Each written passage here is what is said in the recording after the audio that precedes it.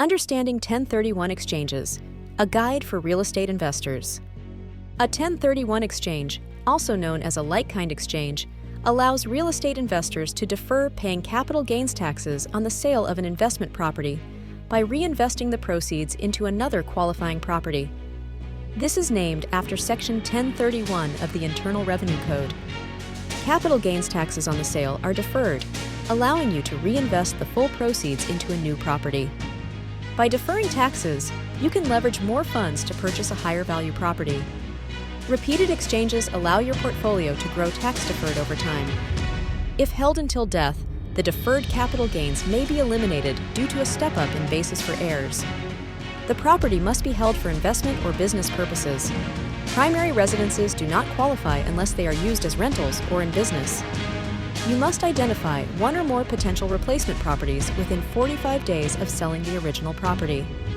You must close on the replacement property within 180 days of the sale.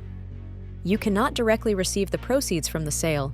Instead, a QI holds the funds and facilitates the exchange. The replacement property must be of a similar nature or use. In real estate, like-kind is broadly interpreted, meaning most types of real estate qualify. For example, exchanging a rental property for commercial real estate. The replacement property must be of equal or greater value than the property sold to fully defer taxes.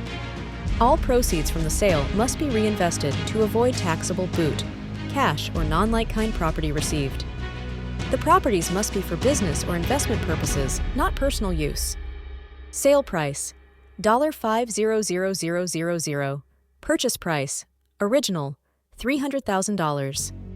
Improvements, $50,000 depreciation, $50,000. Capital gain, $500,000. $300, 00, plus $50,000, $50,000, $200,000. Without a 1031 exchange, you'd owe capital gains tax on $200,000. Buy a new property for $600,000, deferring the $200,000 gain. Boot is any non-like-kind property or cash received during the exchange. It's taxable. Selling property for $500,000 and buying a replacement for $450,000 leaves $50,000 as boot, subject to capital gains tax. The most common type: you sell the first property, then purchase the replacement property later, within 180 days. Both properties are exchanged on the same day. Purchase the replacement property first and sell the original property later requires financial flexibility. Use proceeds to improve a replacement property. The 45-day identification and 180-day closing rules are strict. A QI must handle the transaction. Funds cannot go to the seller. While capital gains taxes are deferred, depreciation recapture taxes may still apply if not properly reinvested. Some states do not fully conform to federal 1031 exchange rules. Primary homes generally don't qualify, but you might qualify for a partial exchange if part of the property was used for business. For example, a home office or rental unit. Portfolio growth. Use tax savings to expand into higher value or more lucrative properties. Geographic diversification. Invest in different markets without immediate tax burdens. Asset reallocation.